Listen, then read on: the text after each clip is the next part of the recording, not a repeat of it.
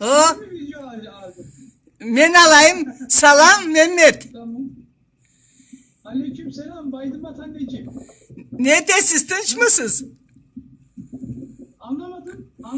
Anlamayma. Ne te turasız kalayca şav Türkiye'de? Ankara, Türkiye, Ankara'dayım. Ankara. Ne cumuş etesi Caşçık? Ne çalışıyorsun? Ben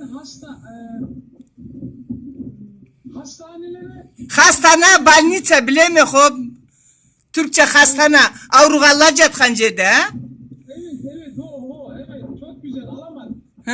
Alamadım. Aha. Sen beni tuğan günüme cırlar mı degenin? Kayda cırla çendi. Ses cırlap bir zat çıkayt.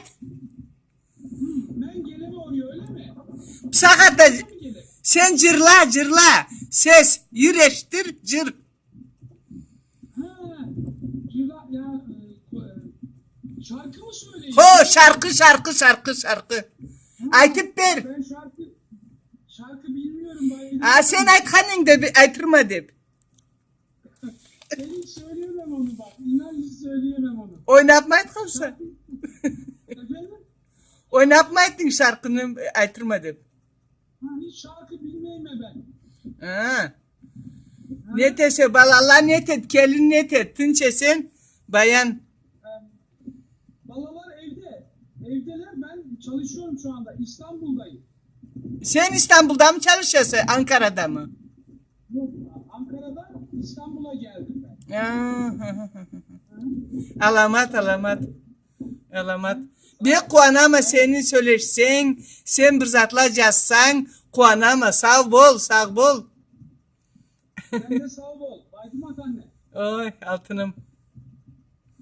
Bir zat çıkayt. Anlamadım. Bir zat ayt ente ne aytırıksa. Bizni Karaçaylağa salam ayt Türkiye'den. Aleyküm selam. Bar bizgada. Selamlar Karaçaylara. O sağ ol en Bir kök selam.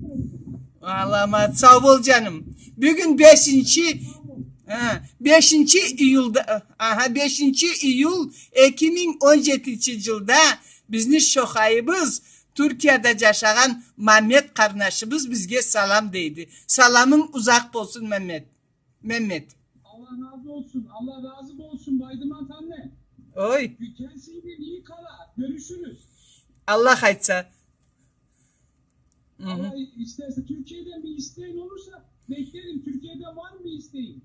Men Dileğin var mı? Men Türkiye'ye köp barganma. Türkiye'ye barganma. Suriye'ye barganma. 10 kere bardım. Gel.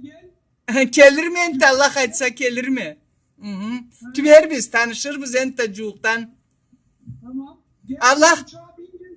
Biz seni alalım havalimanında. Sağ ol. Allah işinden kuandırsın, üdeginden kuandırsın, balalarını kuançını körüp yaşa. Ne geri üdegin vardı. Sağ ol Baydımat kardeş. Çok sağ ol. Görüşürüz yine.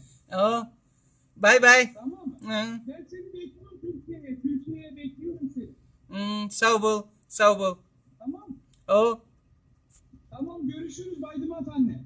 sağ kal. Görüşmek üzere ben bir işim var. Sonra ararım ben seni. Messenger'dan ararım ben seni. Tamam mı? Tamam.